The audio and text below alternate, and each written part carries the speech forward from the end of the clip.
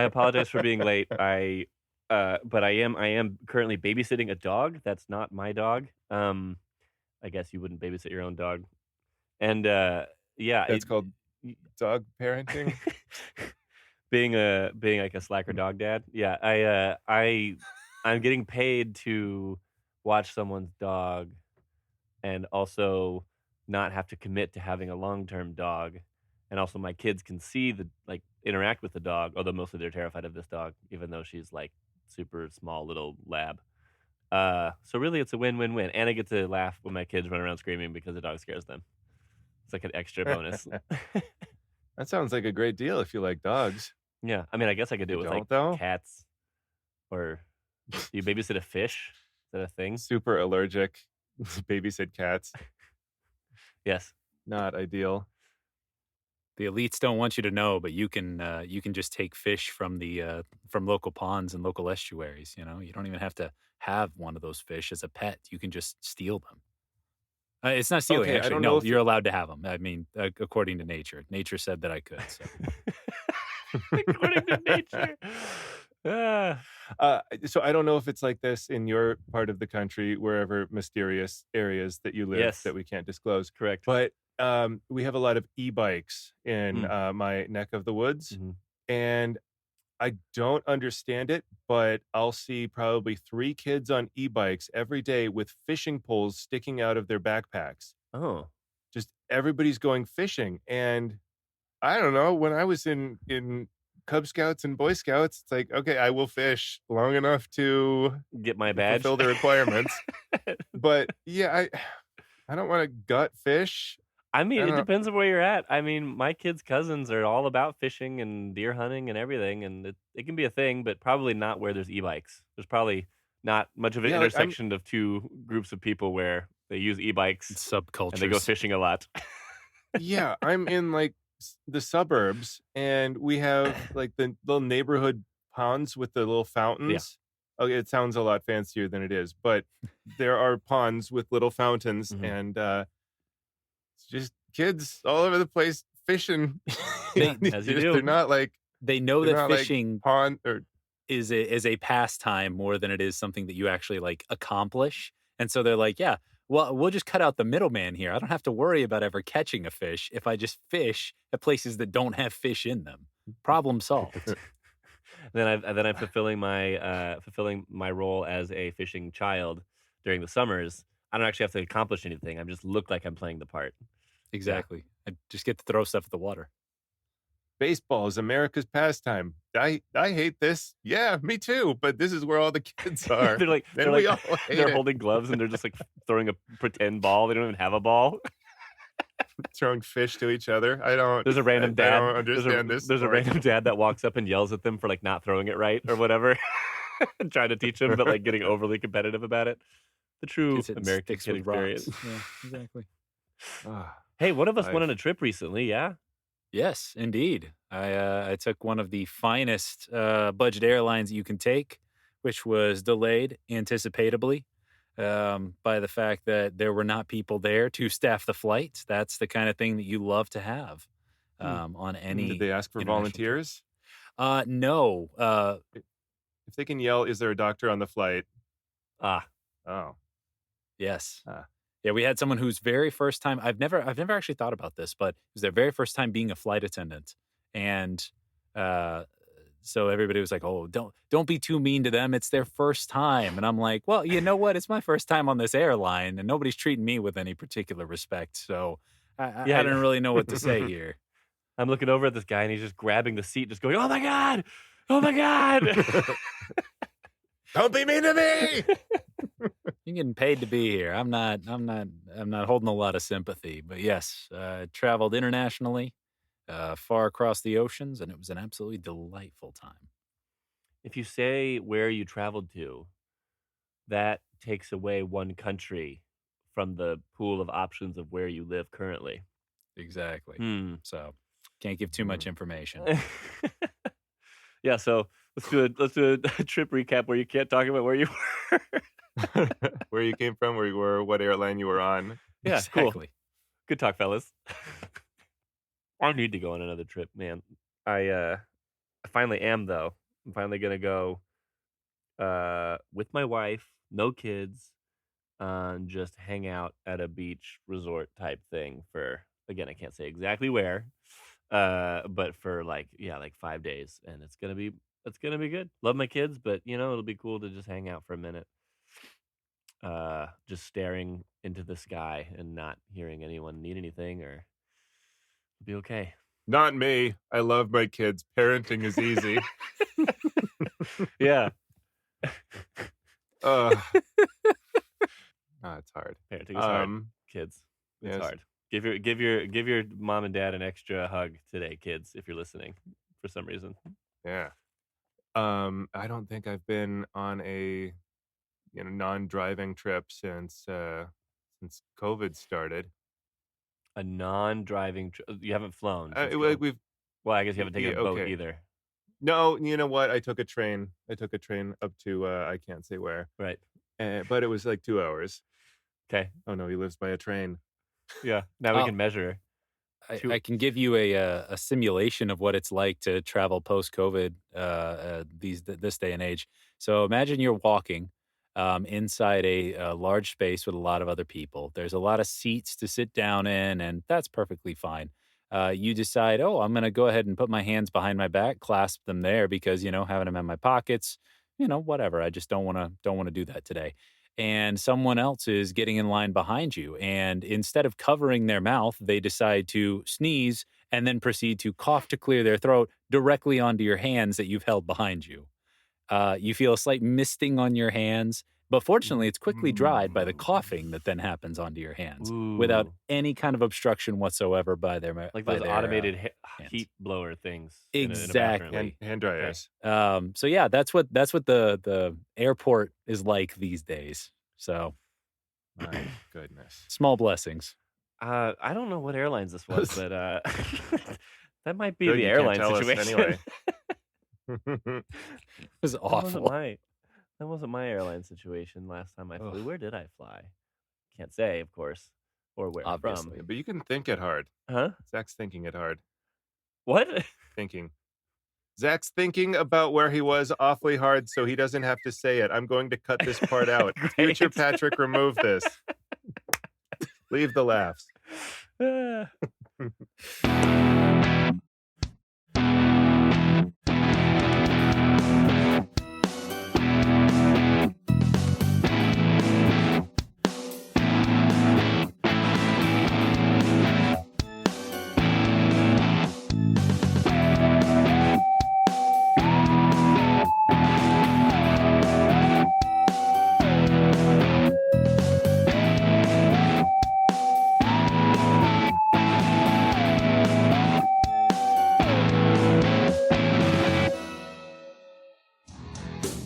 You wouldn't download a dog. You wouldn't steal a snake. You wouldn't burgle a bear. You wouldn't purloin a penguin. Turning into animals is stealing. Being a tiger is against the law, even in bed. Morphing, it's a crime. Would you guys like to talk about a book? Which book? I was thinking The Notebook. That's a book, right? I want to do the I mean- book adaptation of the movie. I want to talk about that. Oh, there you go. I hope they Street make a movie Fighter out of that one. 2, the movie, the video game. Correct. The series. This one right here, Animorphs number 5. That gag never gets We're old. reading I the Marco love one? I love describing this cover to individuals who cannot Yes, let's see read the what front. you're displaying. What you see isn't always what you get. Generic enough for you? Vague enough for you? I feel like that could have been the tagline on 2 or 3 books that we've already read. For all of them? Can you check to see if that's not just the Animorphs No. subtitle? No. Like this whole time we listened back and we're like, wait a minute. I've been saying the same Hold up. tagline every time. This is the name of the series actually Animorphs? What you see isn't always what you get? This whole time I Number just noticed 5? it. The Predator? Uh, This one's called The Predator, by the way. Marco never wanted to be an Animorph. He never wanted the ability to change into any animal he touches. He just wants to chill. Oh, good, thanks. Whatever happens, happens. Jake, Rachel, Cassie, and Tobias know why Marco feels the way he does. He's worried about his dad, the only family Marco has left. And if anything happens to him, his father will be all alone. But something is about to change Marco's mind. It seems the Yeerks have a little surprise waiting for him, and it's definitely not nice. It's a weird way to put it. Now Marco has a reason to fight. ... Because of the not nice surprise. Yeah, not nice. It's definitely not nice. So without having read the book, I'm going to guess that it's near his birthday, but he wasn't expecting a surprise party because it's not his birthday, and so he was wearing something stupid. Well, and he wants to chill. So it was like a summer birthday, and he wants to go somewhere like cool, like a splash pad or something, whatever 12-year-olds do. I don't know. My kids are little. I don't know what 12-year-olds do. I'll figure that out later. Yeah. Will our kids end up being like the kids in this book? Like, is that what I have to expect? Is like a kid to say, "I just want to chill," or turn into a gorilla? Well, that's its own specific situation. Dad, I just want to have cinder block-sized fists. I want to ride the. You just don't understand. As a Parents gorilla. don't understand what having cinder block-sized fists is like. Yeah, Will Smith told us beforehand, but we didn't listen. Don't get it.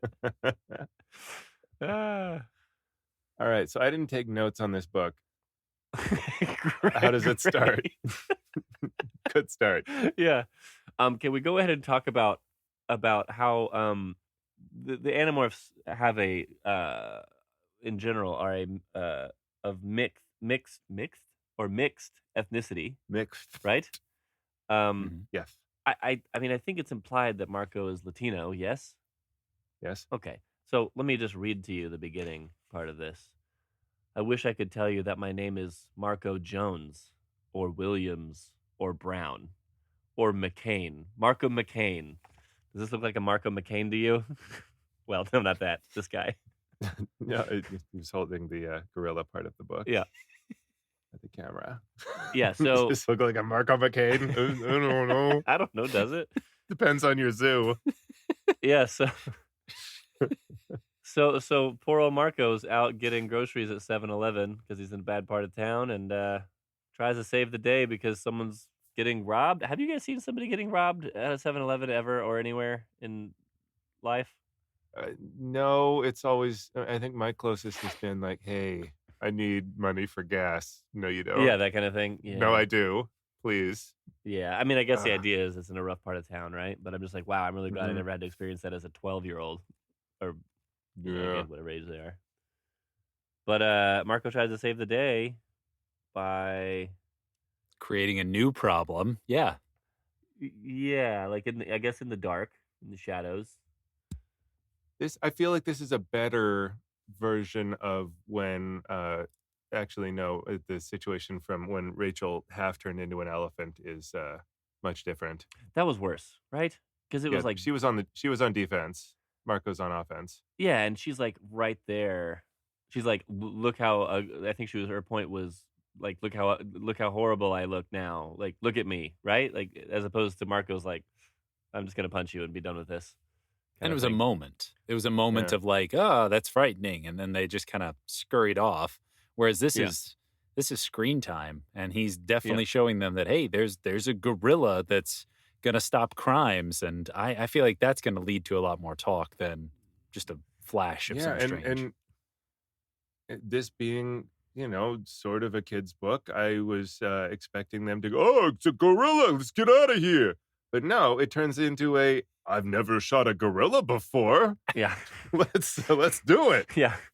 And so the crooks are all robbing an old man. Mm-hmm. I think it's like three guys robbing an old man, and now there's a gorilla, and so they kind of ignore the old man and they start attacking the gorilla, which gorillas draw an aggro, and so he punches one, throws a dumpster at another one. I mean, really pretty intense attacks in real life. Yeah, he's very, very strong. And then the first one that he threw, and TV rules, or like James Bond, he's done attacking. James Bond has punched him.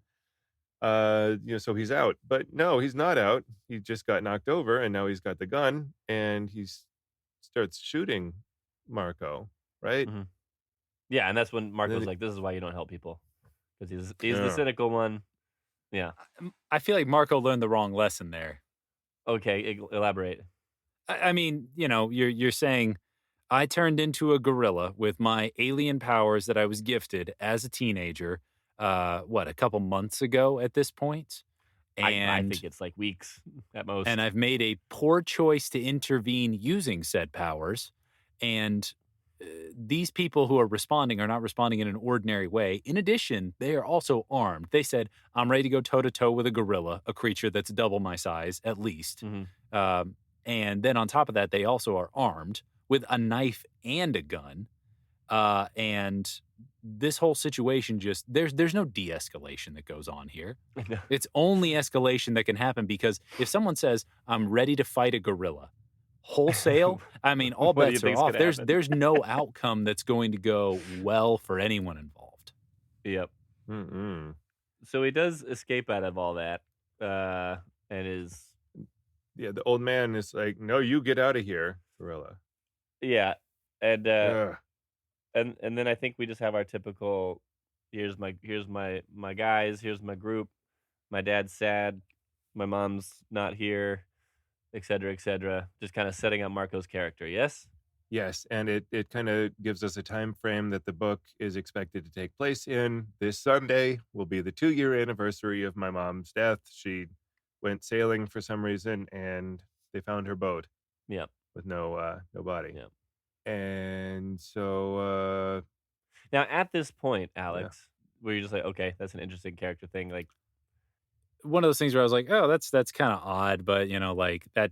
This is the first time that we've seen anything from Marco's perspective. That would be a mhm. little crazy if they just said, "Hey, here's a character feature. By the way, it's going to immediately take place that we're going to, get the payoff for this." But I think it was And really it like did. midway through that I got the idea of like, "Oh, okay, I think we're setting this up for like Marco's mom to show back up," and then Yeah. obviously, bigger than that. But yeah, Yeah. they were dropping the Um. hints pretty hard. Yeah. Every few chapters, he's like, "Remember when my mom's dead?" Which My is dad's gonna be sad. And yeah, yeah. yeah. Whew. And the first time I read through this, I didn't see it coming. And this time I go, wow, they hinted at it probably 15 times throughout the book. What? Yeah, I'm trying to think like when I first ever read it as a kid, I'm just like, "Whoa!" Blows my mind. But we're spoiling the end of the book, right? So at this point, We they sure decide. are. I think Axe is basically like, "Guys, I want to go home," and they're like, "Sure, sounds good. What do you need?" "Oh, I need this specific. I need to build this specific Made up thing words. to a bunch of Made up of transponster or parts, made up whatever." of made up words. Yeah, Mhm. and we want to do a fake call to a bug fighter to come down. I'll grab the bug fighter and I'll GTFO. And so they are like, "Well, do you need the stuff to do that?" And yep, obviously Radio Shack, dating the book. Of course. And they make a plan to go to Radio Shack in a pretty risky way. I don't really know why they had to do the whole bus thing versus just fly there and go to the roof and then just find a way in. But whatever. Um, but mall mayhem ensues, right? Oh yeah, Axe is very excited about using his mouth. He doesn't have a mouth when he's an anim delight. and Good one. and delightful. He doesn't have a mouth, so he likes making goofy mouth noises and repeating sounds. And he's overwhelmed by the smells and tastes and opportunities to talk Yeah, at the mall. and taste is like crack for Andalites. Yeah, I mean, or at least for Yeah, him. he Seems like it. he yells taste over and over again as he like eats the food off of Can everybody's you trays imagine at the being in this food food court. court with this dude just screaming taste and eating everyone's Taste. stuff? But he does go. They do get the parts first, right? They got the parts before he goes crazy. Luckily, at the And food court, it's just such a good scene too. It's it like, is. oh, this is a primitive version of a flamulon. Oh, here's a Bortraz. The whole mall Great. mall scene is like when you like finish the whole series and you look back, it's like I don't think many people would argue that it's like a top 10 like when you think of Animorphs, you think of Axe going nuts for some Cinnabon at the mall, Yeah. like it's just it's synonymous to Animorphs. Yeah. It's a wild scene to set up the whole way too, and they've got the greatest excuse for like, "Oh, I don't know, guys, this is gonna be a tough one. Somebody's gonna notice that he's just weird and he's definitely off." And they're like, "It's a mall on a Saturday morning. Everybody's weird." That's just Everybody's weird. that's just so apt for how anybody who's in the mall before 10 a.m. on a Saturday, not the kind of people you want to be around. Yeah, yeah. But then Yeah. all of the stores that get mentioned, we get Sears, we get Circuit City, we get Radio. Mhm. I'm pretty sure all of the ones that he lists off initially as places that they could go or that they would see are all defunct now until we get to Yeah, Starbucks. And then Yeah. it's yeah. styled. Oh, Starbucks was great. Oh, where's Axe? He ran off. Yeah. Oh, he's by Starbucks. What? The coffee Yeah, place. yeah. Oh, Yeah. which, yep. Thank you for different reminding time. me that this thing that came out this year probably. And I used to work at Circuit City. Speaking of going out, and also Blockbuster. And I had never seen a Circuit City in a mall before. They were always freestanding. Mhm. I mean, and okay, maybe it's a shopping center and you would call it a mall, but this is definitely it. It has escalators. It's an indoor mall. With the big red like block. That's what Circuit City, Yeah, right? That it's was in supposed to look like a big plug, Yeah. I think. Yeah, I never saw one of those in a mall, but I don't know, maybe. Saw Comp USA in a mall. Oh man, now we're Comp really putting some USA. dates on things. Oh my Yeah. gosh. Yeah. Now that's a name I've not heard in a long time. Anyways, Like we're part of the KB young people. Toys. We're not 50 to 60 years old. My back. So okay, so they get away from the mall, and I kind of started losing track of like where exactly everyone was. Not just me. they run across the parking lot, and they run into like a grocery mart type Grocery thing. store, right? Hey, real quick, speaking of being old, when stuff like this happens in books now, like it used to be, okay, I got to pay attention to where everybody is because maybe it'll help me figure out where Like with the next where they should look, Yeah. and now I'm like, I'm glad I'm not in charge of this. Somebody in this book is going to figure it out, and I'll just be along for the ride. like They'll do the work for me. I don't want to keep track of who's over there, who's over here, whatever. Yeah. Tell me if this is important, book. Thank you. Otherwise, I don't care. I mean, Axe is like morphing out in panic as he's running away, which is like, this is Yeah. no good. But they do go to this, like, I think it's like a grocery mart or something like that, and It's got to be a full-size grocery store. Okay. I mean, okay, maybe if it's like New York City, I know they've got like, like a Target in the middle of like a yeah, like mom apartment and pop building or shop something. But too could have those. yeah, but it's a big enough grocery store to have the live lobster tank. Speaking of a different time, Mhm. I haven't seen a live lobster tank in a long time. I used to work in a restaurant, and we had live lobsters back in the day. I Burger take them right King. out of the yes, it was Burger King. Yeah, take them right out, and I would freak out some kids with them sometimes. Yeah. Catch, kid. Well, at least they had their pinchers rubber banded or whatever when I threw them at the kids. I'm just kidding. I didn't actually throw lobsters at the kids. But yeah. Oh my gosh, they're like, how do we run into this store, and I guess now this place is surrounded because they followed us in here. I guess. There's no other way out. They're gonna come in. We're gonna morph lobsters, and once you're a lobster, you don't know what's going on. Like, man, like Yeah. this could screw up so many ways. And I was thinking at the time, couldn't they morph squirrels or something small and then run into the shelves? But I have lost track of what morphs everybody has, and I feel like they've got fish, they've got like birds of prey, and like battle animals. Rachel has a shrew So, and a cat, oh yeah, well, but that's not who we have, right? We have Axe, Marco, and Jake.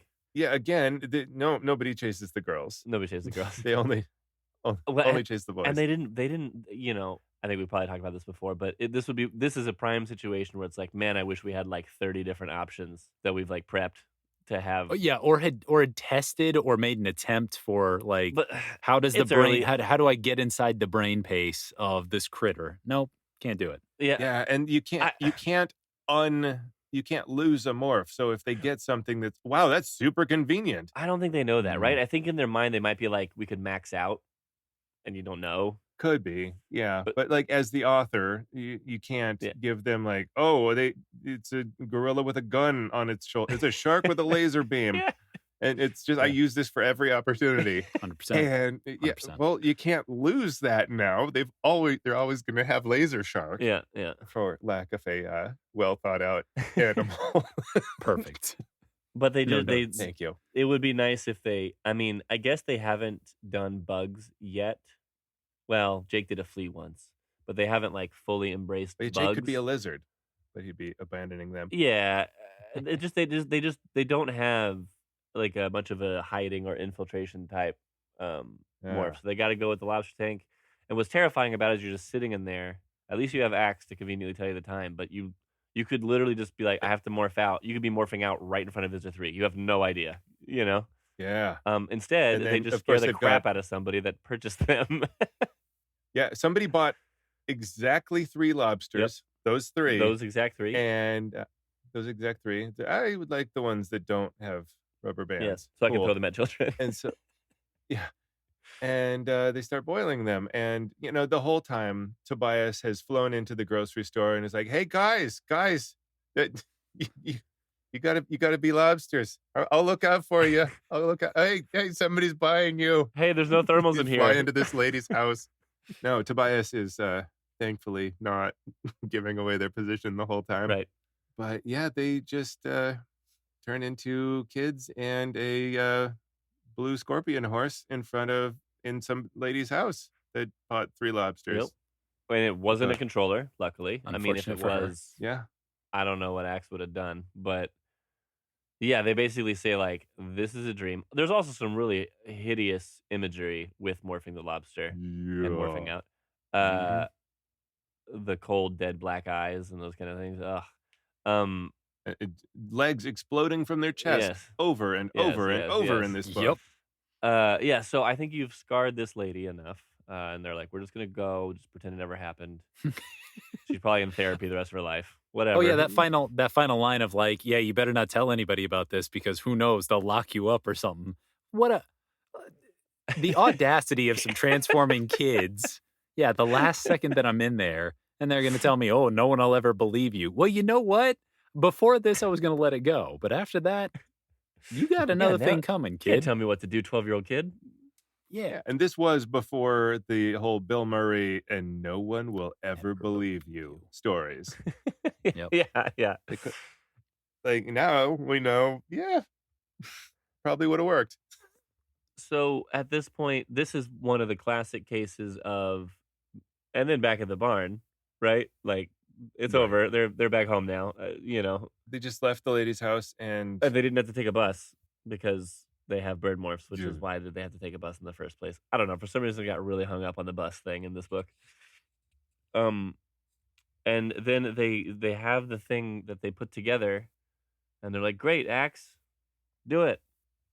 Oh, I just need the whatever the name of Z-space the transponder. transponder. That's right. oh, Which made me think of gosh, yeah. Transponster from Friends. And they're like, well, this whole time you didn't tell me what you had to what you needed. What do we need to do now, Axe? Oh, let's just go get one. Good. They don't have that at Radio Shack. Yeah. We almost died because you gave me an incomplete list of parts. Correct. But Where are we gonna find a Z-space transponder? yeah, the only controller we really know. One of like 2. If the remaining Yeah. books in the series don't just involve things gradually going missing from Chapman's house as he's just robbed blind out of house and home, that's a missed opportunity. It's just too Yeah. good. What do we need for this plan, Axe? A couch. Definitely a couch. Who took my couch? Yo, man, we saw a gorilla and a tiger stealing a couch from your house. Sorry. You could just imagine in the woods, like Axe has this whole like pimped out field with just everything from Chapman's living room. No, guys, I promise we need all of this. They bankrupted a local Earth guy. Guys, it's not cool. I only make an assistant principal's salary. I can't keep buying more living room furnishings. Future chapter, Chapman has to get a part-time job to cover all the expenses. Why is there not a fanfic just for this concept? Maybe there is. There probably is if I search long It's our enough. time. But yeah, they decide they're gonna go in there and get it. But they don't know how because last time it didn't go well and Rachel got stuck in there. And they decide to come up with their first consistent bug morph, the ant. Ants. What do you guys think of that ant morph experience? It was genuinely terrifying. Okay, so I forgot that the ant section was in this book, and I was gonna say, this book was completely perfect. I loved it. My favorite book that we've read, and the ant section, it was very well done, horrifying. So it puts it up there even more, right? Exactly what I would have expected, but I don't want to read it again. Yeah. It's like a really good book, but I don't want to read it again because of the lobster and the ants. Oh my gosh, it's horrifying. There's soulless. Axe is genuinely terrified. He's like, "What is this creature that you have on this planet? Yeah. What the hell?" And they're a hive mind, and so they just kind of forget that they're people for a long time. And Tobias is just like yelling at them with brain magic over and over again, like, "Hey, remember, you're not really ants." So they ant their way over to Chapman's house and make their way in, and they see an aunt on the way. Just a regular ant, not an AU. It's just it's fascinating that I don't know, the walk into Chapman's basement is like there was a tunnel specially built to get an ant from the outside into the basement. A perfect side-scrolling level that you can go on to get in. Yeah, and they get in, and it's so easy, and they demorph, and then in when I read this one in the Rachel book, I imagined it to be like not like a coat closet, but not much bigger than a coat closet. I don't know. I just imagined it to be a pretty small like computer room type thing, and that's it. And so did all of them demorph in this room? Is it all 6 of these people? I have 2 very different pictures of Chapman's basement in my head from reading the Rachel book and from reading this book. The Rachel book, there's like a main area and then like a secret little, hidden bookshelf into like a bathroom sized. Yeah, like a half bath size, something like room. that. Yeah. And then this time I'm like, oh yeah, there's probably a pool table in this room and a big old sectional couch, and he's got his desk off behind so he can still watch TV. And it's just so much room. While he's being threatened by Visitor 3's Morglorb or whatever it was called. Yeah. Oh, and this version has windows in my mind. I don't know. Of course. They could have just... It's got a Coors Light neon sign in it. It's got some Packers cheese heads the man like cave. on the counter. So they get it, and that's when it goes bad, right? Like they're in the tunnels. I mean, it's like a pea-sized disc. Yeah. It's like a CD-ROM CD the size of a pea, right? Which I can't imagine fitting into any kind of ant tunnel, but yeah, maybe. These are big stupid ants. Yeah. And it works. It just works. The scariest part is that cartwheeled this thing up the wall. Yeah. Which is amazing. And they're like crammed in. Like the claustrophobic nature of it seems like it would be the scariest part. I mean, because you're like, whatever, I'm an ant, but if I don't want to be an ant, I'll demorph. But like, not if you're like 10 feet underground Wedged in a concrete wall. or something, you know? Yeah. For sure. And I love that this part is mirrored later on. Rachel being an elephant in the hallway, which we'll get back to. This has got a whole bunch of cool literature stuff in it. This book, I loved it. But yeah, they start hauling this neat little disc through these ant tunnels and are not immediately, but like it's like the ants wait for them to get halfway through. It's like no escape, and then all these ants from a different hill. Out. Yeah, there's got to be as many ants as you could possibly fit into these tunnels. Come, and they're ripping off legs. They're trying, possibly succeeding, to bite them in half. Yeah. That really got me on that. Yeah, our guys are just trying to get out, and they're like, "Well, half of me is gone. I have no choice but to demorph." Mm-hmm. Where did they demorph? Outside, like in Chapman's front yard. Yeah. They just got out of the little tube or whatever and just, yeah, absolutely. Okay, good thing they didn't get seen. Describe stomping down the dirt to afterwards Yeah. to flatten it out and make it not look weird. Well, and it's Cassie too, which is the funny part to me because it's like, oh, Cassie, she loves animals and she's just, She's very like, delicate and "Die!" stuff like that. And it's like, time to die, critters. Yeah. Yeah, and She is the last person that would do it, but she's still doing it. yeah, Mhm. that's how much. Absolutely. That's how awful these ants are. That's what Cassie can be used for in these future books. They can be like, look, if ever I really want to drive the point home, that this is a terrible creature. Cassie hates it. That's how Exactly. you know. Yeah. Yeah, I assume everybody else is looking for a flamethrower or something just Yeah. to make it extra bad for the ants as they die. Yeah. So they just go have bad dreams for a while, right? They got the thing, but they're just having. They're all just. They're like on edge. Like Rachel like, gets in a fight at school and like all these things. Yeah, it's not a back at the barn kind of a transition. It's a back in my nightmares. Right. transition. Yeah. It's very And much like after 2 weeks of not being able to sleep. is this the one where Rachel wakes up and her sister is like, "Hey, you were screaming." No, that was in the actual Rachel book. Yeah. Oh, But I okay. know what you're talking about. Yeah. She was. Yeah. I think she was dreaming about being a rat and bloody meat or something. Oh, yeah. Yeah. You're right. Um. She oh, probably gosh. did it too. It's just like, I don't want to write that again. Yeah. Like, how about some deep horror for you just to make sure that, this is the Grimm's fairy tale of youth and young adult literature. Now we do see a little bit of Marco's dad and show just how sad he is. Yeah, they tell us he used to be an engineer. He had this great job. He's so smart. And the mom disappeared, and he basically sits on his couch all day, Yeah, every fell day. apart. And yeah, he'll like take on a like 1 day kind of job to like clean the park or fix something, Yeah, but just make enough money then to get go by. home and be sad. Yeah. Yeah. I mean, that's a really for a little kid's book, man. That's a pretty rough deal, right? And then now reading it as a dad, that's a pretty rough deal. Yeah.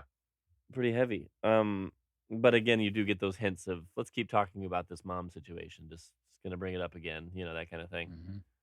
But Marco Um, wants out, and so Marco's ready to chuck in the towel after all He this because he says says, it's done. I don't want my dad to have to visit 2 graves. Which, I mean, it's in the same graveyard. You're fine, but yeah, that's fair. I get the emotional appeal there. You're not inconveniencing him too much. He can see one, he can see the other. Exactly. Marco, your dad's an engineer. He's going to make this efficient. Oh man. But Death. yeah. Stupid. Yeah. So he's like, yeah, I'm out, and Jake's like, all right, I Oh, get yeah. it. Yep. Marco's like 5 days from retirement. Yeah, I'm And, this close, this close. This goes to 2 retirement. days from my and, pension. Yeah. Yeah, And- immediately gets thrown into a we're almost certainly going to die Oh, I mean, situation. they always end up being for the in that. third time in the book? That's what I was gonna say. Was like, Right. I mean, how many times now has it seemed like it's all over for them? Like the Yeerk Pool visit was all over. The giant 5. ship above the water was all over. 5 books, 5 times. Because $5. Okay, great. Exactly. And yeah, I mean, we've all read Goosebumps, and there's a lot of, oh no, the wolf was jumping out at me. Chapter's over. Oh, It wasn't just- the wolf, and it wasn't jumping out at me either. it was my brother's dog poster. Yeah. It says, hang in there, little guy. Yeah. I thought I was going to die. But these, I mean, you seem like it. Each one really seems like there's no way. I don't know. I never really felt it. I guess in the Rachel one with the stone rock creature thing, that one felt like they were gonna get away. But the other ones, they always seem like they're pretty screwed. And this one, they seemed especially screwed because they call this bug fighter, and the bug fighter comes down, and Marco the whole time is like, this doesn't feel right. I forget they're why all it didn't in feel battle right. morph and lurking in the shadows of the quarry. And it said quarry like 20 times. It's very specific. It was like this is rivaling the thermal deal. Yeah, it has to be in the quarry so that there will be no thermals for Tobias to Of escape. course. Right. Yeah. And so they I think killed the 2 pilots of the the spaceship, and then they're about to get in the spaceship, and a Dracon beam blocks their path.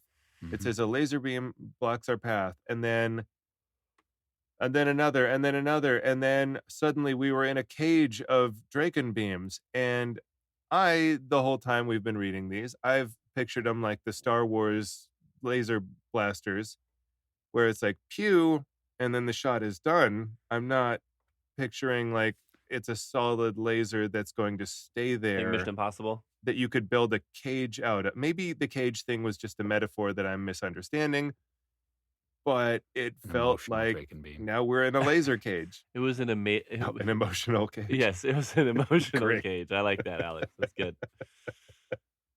Yeah, but but they look around and there's this Hork-Bajir everywhere, right? Like, and they're Yeah. thinking, oh, well, It's a we're trap. definitely screwed. Outclassed looking- once again with zero plan B. They're like, this will obviously go our way.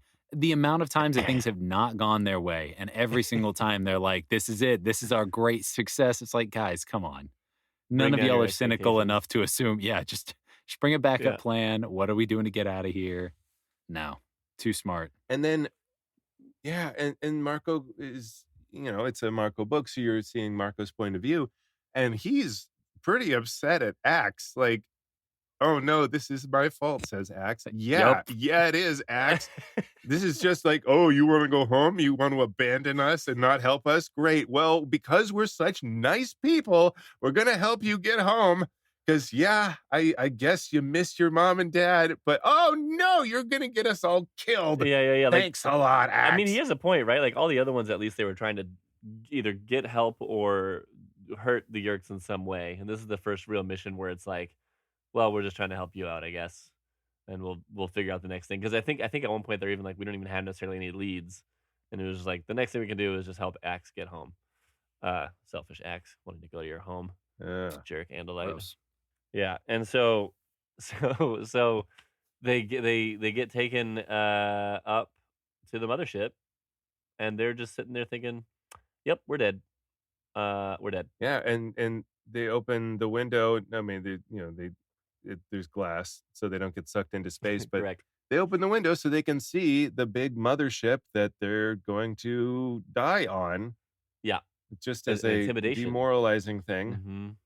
Yeah, and while I was reading this part of the book, I thought, oh no, they're all going to get stuck in morph because they're not going to be able to morph around these people. And should they demorph now and then reset their timer? But oh, what if there's cameras? Because if you're able to create spaceships, You would think there'd be cameras. probably got Some basic cameras. Yeah. I feel like that is one glaring hole in most of these books, is that cameras don't seem to be anywhere ever. Maybe we've gotten used to cameras being everywhere now, and maybe they weren't. It's 90s technology plus spaceship plus spaceships. laser beam. Right. But they do get up there, and they notice little subtle differences in the Hork-Bajir. They're wearing like different colored uniforms and things, and they're like, "Oh, this is new. This is a new thing." I didn't realize the Hork-Bajir were wearing any clothes beforehand, so this was kind of new to me. They're like, oh, they're in different uniforms. I'm like, oh, I thought they were just naked running around the whole time with their knife hands. Same. How do you get dressed with knife hands? Right, so I think that they are naked, right? Like, I think the Taxons are too. I think it's just the ones that are chosen for Visitor 3 or Visitor 1's little posse. But it's just like spray painted onto them. Which seems more annoying. Like, oh crap, I got picked. to Arts be in and Visitor Crafts 3's Day, team. whenever you get inducted. Yeah, like, oh no, I don't want to be on this. In the TV show, which I know is not necessarily canon, Oh, let's talk about that Hork-Bajir. and on the covers of the books, they're never wearing clothes. No. And then later on in the books, there are the blue band Hork-Bajir, which are like the best of the best, Mhm. like Honor Guard or whatever. Mhm. But I think this is the only book that they mention them wearing clothes, right? The blue bands later are just like have a blue Yeah, it's just like an stripe arm painted thing. on them. Yeah, I don't remember. Oh yeah, little Hitler imagery. I don't The remember it. armband. I mean, I think that the way it's set up is like those. It doesn't seem like the ones that are wearing that are really down in the front lines, like battling anything. It's just for show. Oh, So they're maybe up they're on like like a officers. yeah, that's how I see it. But also that's a waste of a Hork-Bajir morph. But also I don't know how many different varieties of morphs, not morph, host body. That's what I mean. I don't know how many host bodies they have. It seems kind of lame to have a big walking knife set and then be like sit in a chair and like have a headset and be like, all right, did you try turning it off and back on again or whatever? But then at the same time, you would think that maybe they're not very useful on Earth because they would stick out Right. quite a bit. Yeah. Like if you're a Hork-Bajir or you're a Hork-Bajir controller, you're either in the Yeerk pool enforcing that nobody escapes, or you're in space Yeah. Or a co-pilot on a or bug threatening fighter. the Animorphs. Yeah. Oh. And then yeah, they're just like, we're screwed. They see Visitor 3 is like, haha, this is gonna be awesome. I've got you now. And then we see him fighting with big, shocking reveal. Visitor 1. Who AKA is Visser Marco's 1, mom. who outranks Visser 3. Marco's mama. What? Dum, bum, Yeah, bum. the Visitor 1 nodded. She looked up at us with those dark brown human eyes I knew, eyes I remembered, the same eyes that watched me sleep every night from the framed picture beside my bed. My mother. Visitor 1. I think as a kid that blew my mind. I think now I'm like, oh, I can see this coming. But as a kid, it blew my mind. Blew my mind. But also there is the aspect of, well, we can get into this more later, but like it is quite a coincidence. Not to pick a quick hole in this, but okay. Just one? You get the title. Yeah, well, you get the title of Visser, like your whatever your Visser rank is and stuff like that. Yep. And that refers specifically to the Yeerk controller worm that could be inside of any host body. So right. Unless you're just on the phone with all these other Vissers at any given time and they're telling you what they're inside, couldn't anybody say, yeah, no, I'm totally Visser 1 or 2 or 3 or whoever the hell it is. I mean, Visser 3 seems very distinctive, but everybody else you could just claim to be one of those Vissers and they might be like, oh, well, I guess he got a new host body. Right, so I do actually think that comes up at one point. I think they're able to sneak around one time because they take advantage of the disorganization. I think. You will find as we go they do have weaknesses. Just like as a species and their bureaucracy and like all these things are they have weaknesses and you'll see them as we go. But that is, I think everyone knows. Visitor 3, he's the only Andalite one. Visitor 1, okay, she's had this thing for however many years she's had this particular body. But yeah, like there's there's sub-visors at some point. So like you think anyone remembers what sub-visor 42 looks like? Exactly. No. You have like a chart you're like pulling out like, shoot, what were you God, okay, hold on, columns are the sub-visors over here, 42. What host is that? One guy with a really good memory and everybody else is just like, yeah, sure, whatever, I believe you. Yeah, I don't care, sure. No credentials needed, just go on in. Yeah. Oh, he switched hosts again. We got to update his ID card. Oh gosh, every time. Yeah. And then with the rate that Visitor 3 like just kills hosts, you got to replace these host bodies all the time and just it's nonstop. It's a nightmare to try to figure out the logistics of that. So, basically, Jake after Marco sees his mom, Jake is like, "Dude, bro, shut up! Don't say anything. Don't freak out. Please don't freak out. Be cool." Jake's the only other one that knows what his mom looks like. Right. Like nobody else has seen. No one else has hung out with the guy before the last like few weeks. So they don't know what his mom looks like, and Jake does, and he just tells him to calm down. And to his credit, he calms down. I mean, he like sits there and is just like freaking out internally, but he doesn't do anything drastic. Good on him. And then they just sit there with their thoughts, right? Yeah, it's a surprisingly measured reaction. I mean, like I get it that you kind of are at a life and death situation, but even still, I mean, it's a lot of restraint from a teenager. And at that point, do they think, okay, we're just completely screwed? Like, do they? I don't know if they consider taking each other out. I think they don't really go that route, right? They just say, let's just take this whole thing down if we can, and we'll just go out fighting. And Axe was cool. He's like, yeah, that's awesome. Like, awesome. I like you guys. Maybe I don't need to go home, and this whole mission was pointless. Great. It's a good Thanks. day to die. Oh, so what is that, Axe? You just wanted to leave because you didn't like us? Marco just Thanks, starts like man. just going into it again. You were gonna fly something the size of a normal car, thousands of Yeah. light years away. Yeah, how are you? What was your plan exactly, Axe? Huh? They just all gang Uh. up on Axe. And then the door opens. And then Hork-Bajir's like, you're free to go. I loved this. This was honestly, this is my favorite part of this whole book. The part where it's Yeah. like, yeah, all these other Hork-Bajir, and it's like, they got this kind of like half speech that they have. And then you get this one guy who I imagine it's like being somewhere, like a recent trip that I took. And someone turns to you with like your local dialect or whatever it is. And it's just like, hey, man, I just wanted to let you know, here's where the snacks are. Here's where the escape tunnel is. You should probably go ahead and hurry. It'll be there in like 3 minutes. I think you can make it at a brisk walking pace. Good luck. And then just like leaves like that. It's just such a jarring sensation, but it's so delightful. Yeah. I thought of it as that Family Guy scene where I think Brian's talking to I think he's like a Mexican in the back of a truck, and he speaks English, and he goes, "You know English?" And he's like, "No, I just know this sentence that explains that I know English." And No, this one exactly. now that I'm explaining the whole situation, I thought of that. I feel like if they asked him any more Hork-Bajir details, he'd doesn't be like, understand "Who's English. He Mashnash?" or whatever. He learned just that. Just for Right. this.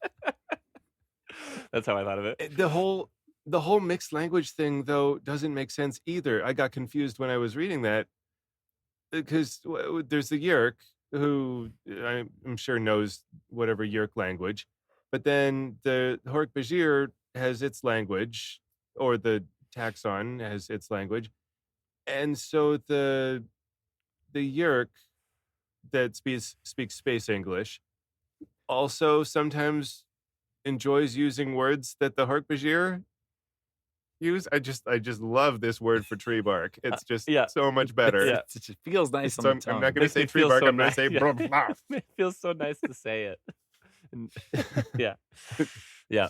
Taste. I the way I envisioned it in my mind was that there's certain words in English or whatever they end up calling it. I don't really know how the full language thing really works with all of this. You kind of have to, overlook that. But I think there's some words that maybe it's just doesn't. It literally does not. You're like my toddlers can't say R's. They say W's, right? So I imagine it'd be like, early on, they just don't have that development to be able to make that R sound. The R sound is an unnatural English sound. So I feel like some words in English would be like, the Hork-Bajir mouth just doesn't really do that. So instead, they substitute it with a word that goes Hork-Bajir-y. Hork-Bajir-y is now an adjective to describe the Hork-Bajir language.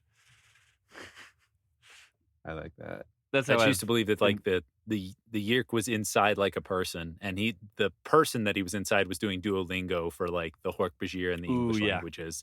And then he's like, I got to give up this one more. Oh, they're putting me in that. Oh, perfect. I've got great pronunciation. Yeah, I'm on like a 15-day streak. This is awesome. Good timing. My knife no, hands I can't haven't type it practiced though. with Oh, this no. weird tongue. So dumb. Okay, so after they finish being on Duolingo or whatever, they somehow remember the instructions that this guy said, because I didn't. After he said it, I was like, I don't remember which way they said to go, but I'd probably. I think you said the word hall. Well, they go to this elevator that is just like a no floor elevator. You just think where you want to Yeah, go. they call it a drop shaft. Yeah. Oh, drop shaft. That's what it's called. Which, yeah, it feels super weird. Like, oh, we're very important people. We're very dignified, and I'm going to throw myself down a hole Yeah, to pretty get to a random. different place in the ship, which seems crazy. You would think, oh no, I want an actual floor to stand on, so I look fancy when I get out. But then, they show people going at different speeds, different directions, and they're just flying up and down. It's like a traffic circle versus a stop sign. It's just more efficient, and maybe you look silly doing it. It goes fast. Yeah, and It's fun. they escape a Hork-Bajir that's also coming down the drop shaft because Tobias takes out his eyes so he can't see what floor he's coming to, right? So he just rockets on by, and the Animorphs are like, well, we can see, so we're good. Floor 10, please. They say, they ask, how do we decide how many floors to go down? And Axe says, oh, you just think how many floors you want to go down. And so Jake starts thinking, 15 floors down, I think was the number. And then Tobias goes and attacks this Hork-Bajir's eyes, and then he's going to my eyes floor. Yeah. Yeah. Yeah. And they so yeah, because then where's Tobias at that point either? I don't know, man. I don't know how drop shafts work. They should invent them so I can try them out. Yeah, and why do his wings work in there? Yeah. Just you're Gotta moving. overlook it. Gotta overlook it. Space English. And then they do they get in an escape pod, or they're just like, and then back at Cassie's barn? Yeah, they get into an escape pod, and Rachel has to demorph because she's an elephant. she's She too can't big. even turn around in these hallways, and so she's like doing her best to run, and she's just this jiggly elephant half blob. And Marco picks her up in his arms, and he's like, "I'm a tough gorilla. I can do this." And he runs. They all run, and they get in the escape pod, and are small enough now that they're all demorphing. It all works out. And they can't track the escape pods because that's again a back to Cassie's barn too much sense. thing, right? Yeah, guys, let's aim it. Oh no, it says it's going straight back to where it picked him up. During the Harvard-educated sounding Hork-Bajir's explanation, it said the pod's going back to where it picked you up. And so that, I guess, sure, fine. I was worried that they were going to park in Jake's backyard and push it into his garage. Or they end up in like the Sahara Desert, and they're like, well, now what? I don't know how to get anywhere else. Yeah, it really is. It just ends that, because they're just like, as the pod was shooting, I told Jake, don't tell anybody about this. Okay, we'll save her one day. And then the next chapter.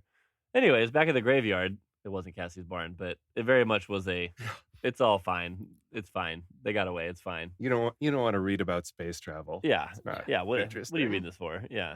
You're reading this for the nightmares about turning into ants, not space travel. Come on. God. Yeah. And yeah, so he goes to a remembrance with his dad of his mom, and his dad's like, yeah, I've been kind of sucky lately, so I'm gonna not suck now. Sorry about that. And he calls his boss and gets his old job back. Yeah. Yep. Which they held for 2 years, which is awesome. You got to be really good at It was your the job. 90s. It was a different time. It's a employees market. It was a firm for sure. handshake and, eye contact kind of market. You didn't have to even apply for jobs. And now we know Marco's all in. Yeah. Probably more than anybody else. Well, maybe Jake.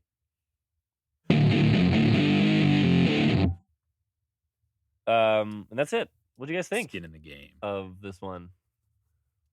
Again, I think it was probably my favorite book we've read, and I don't want to read it again.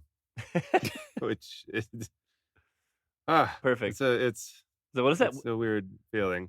Yeah, it's perfect. It's a great book that I don't want to read again. Is that a 10 out of 10? I don't know. Yeah, I think I'm going to give it a 10 out of 10. I think I would too, man. I mean, it's like cliche to give the Marco books the good ones because everyone likes the Marco books, but yeah, it's funny. It's a good one, man. There's some really iconic scenes in there. The Antmorph, the lobster nightmares. The lobster nightmares come up other times. And yeah, there's so many parallels in this book too, like them running down the spaceship hallways, not really knowing where they are. They can't turn around because Rachel's too big. With guys spilling out of the corridors. Compared to the ants. Yeah. Yeah, and chasing after them. And then the ant thing mirrors the lobsters because it's a horrible monster with all these legs, and it's gross to look at, especially up close. Yeah. I think it's a really well-written one. Yeah. I give it a 10 out of 10. This is a 10 out of 10. 10 out of 10 people screaming taste in my face as they steal my food. Taste. My Sparrow 10 legs pizza, exploding no. out of my chest out of 10. What about you, Alex? I liked it a lot. I really Alex is did. like, I didn't like it. I loved it. Oh, God. I mean, I really did. I really did enjoy this one a lot more than I was expecting. I mean, there are still parts of the Marco book that just feel kind of of this book that have felt very angsty. But then I have to, I don't know, I have to compare it in the terms of how how all of the other Animorphs are looking at this. And I really feel like Marco's got the most like measured grasp of stuff, where it's very much like, he said such and such that was really stupid, and I thought that was really stupid. Like, I appreciate that. It feels grounded and connected, rather than other people who are like, no, we have to do what's right. Marco's like, no, I'd like to live tomorrow. That would be great. Yeah. So I don't know. I did like it a lot. I think as far as I've seen so far, this is probably gonna top the list for me. So I'm curious to see where things have to go from here, because yikes. I mean, that's a tough one to follow. But yeah. You got a rating? I'll give it a 9.5 out of 10. Not quite Okay. perfect for me, but Right. pretty dang close. Yeah, it is an interesting What would you have position coming changed? after a Cassie book, right? Because a Cassie book, I feel like she's almost extreme the other way in how she thinks about things. Oh, Whereas yeah. Marco's just like, I just got to get this done, man. Just come on, you know. And then Cassie's like, well, I need to have consider everyone in this situation before we do anything. It's good that they're on a team because they help balance each other out. Ooh, Yeah, it's really impressive as an author to be able to write like so many different, like this character thinks this way and would act this way. I think, rather than they're all reflections of how the author thinks. right, and they're very distinct. This actually leads to the thing that I wanted to end this one with. Power rank those Animorphs. If you had to do like Uh-oh. a 5 through 1, because we've seen every book. We haven't seen Axe, I guess, but like, it's always the Animorphs and Axe. So is he really even an Animorph?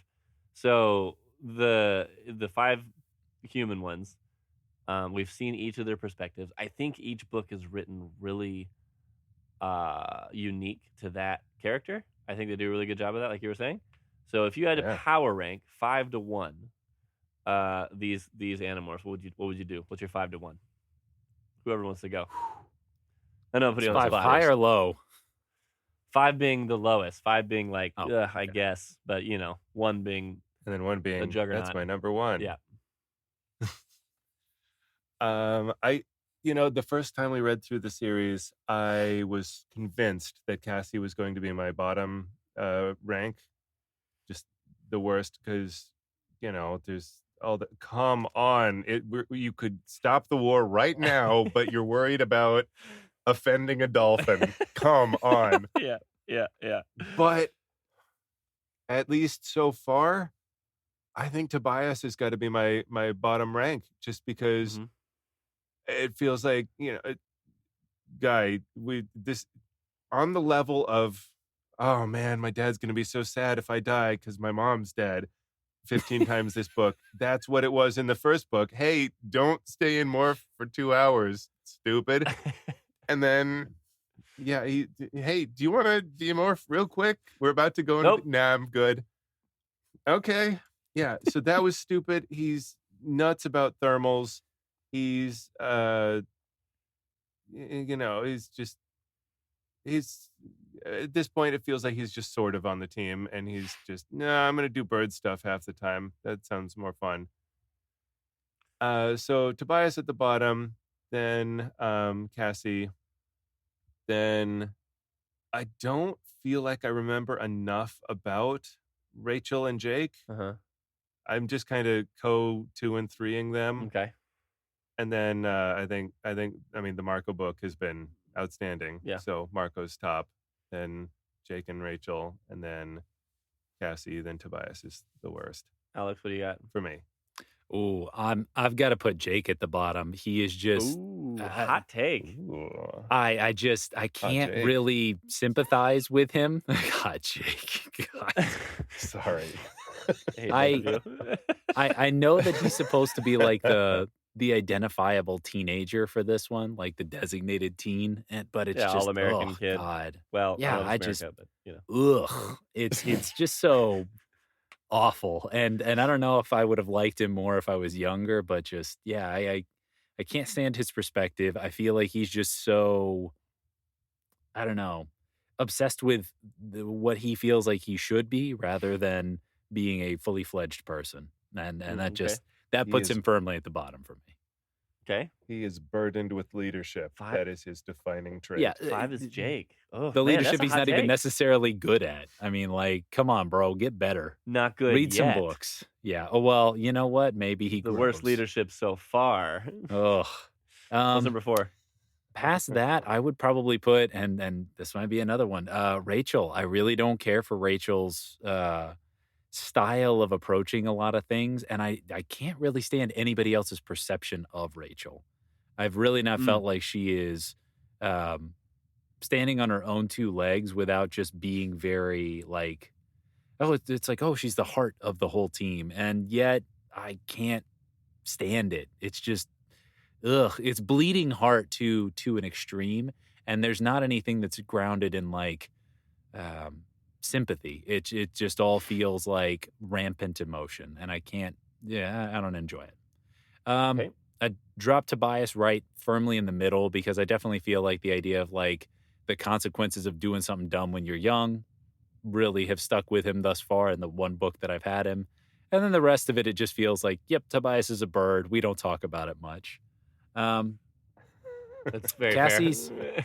Cassie would be my number 2. I think there's a lot of interesting questions to be asked on her end. I think there's a lot of things that she brings that it's like this is a high-mindedness that I wouldn't have put in here, and perhaps it's dumb, but at least it's showing that somebody's trying to use their brain here because 99% of their problems are caused by we don't have a plan B, we didn't think about this beforehand, et cetera, et cetera. Whereas Cassie seems to be trying to grapple with the ethical questions and knows a little bit more about the animals. And then after this book, I got to put Marco on top. I really, really enjoyed his perspective and just the way that things kind of revolved around his story. So, Yeah, okay. I Nice. think I've got one that surprised me at 5 is Rachel because I don't remember I think in my memory I've had that she's like the Xena warrior princess and she likes to fight and she unlocked this warrior inside of her or whatever. And I thought that came from somewhere, but like as I'm reading these, it seems like it just was assigned. Like just that's the thing that she does. There's not really any reason or anywhere that it came from or any I thought it was more natural rather than just being designated that person. Maybe they explore it more later. I can't recall. But right now, I'd put her at 5. 4, I'd put Tobias because yeah, uh, I mean, like, dude, he talked to. I know he's portrayed as weak and nerdy or whatever at the beginning and getting picked on. But he did like say, defiantly say, I'm going to defend the Andalite. I'm going to fight for this. And Marco, you need to fight too. And Jake, you need to fight too. Oh, I'm going to get stuck as a bird. I was selfish. So maybe I can bring that up in my rankings once he like grows up a little bit. 3, I would say is Cassie because she comes up with the ideas. What I was gonna say too with the animals, like she came up with the flea morph to get on Rachel without her knowing.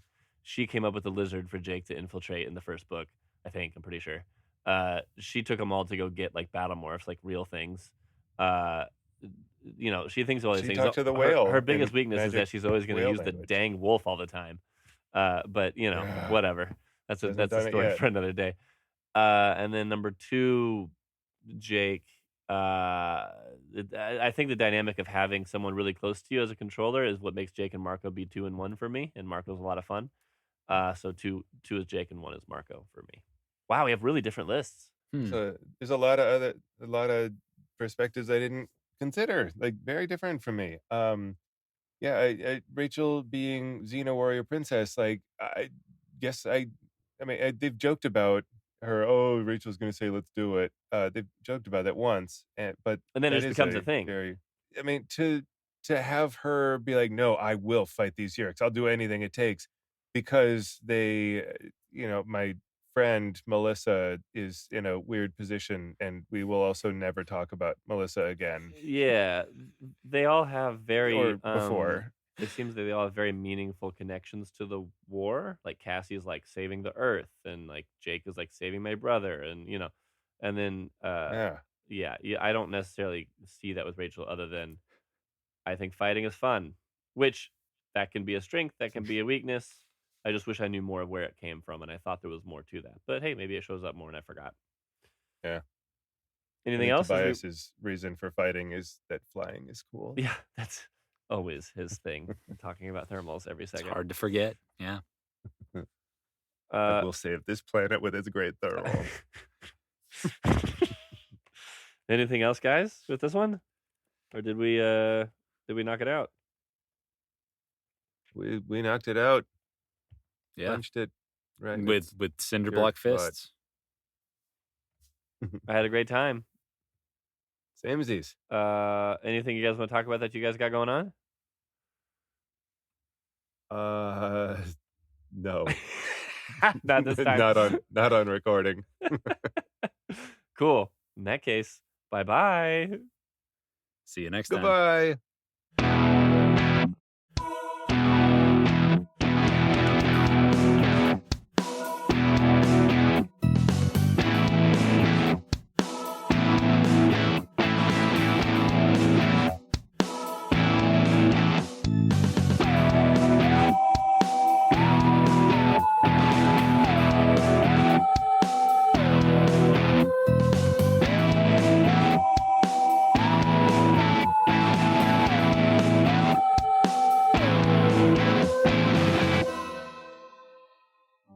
Animorphs 55, the podcast, is a fan-driven, nostalgic podcast created by Zach Hurdle, Patrick Viersba, and Alex Holton.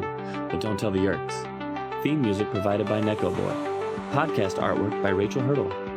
Episodes edited by Patrick Viersba. Based on the 90s sci-fi kids series written by K.A. Applegate, Michael Grant, and other contributing authors. To contact the show, email animorphspodpeople@gmail.com. We'd love to hear from you.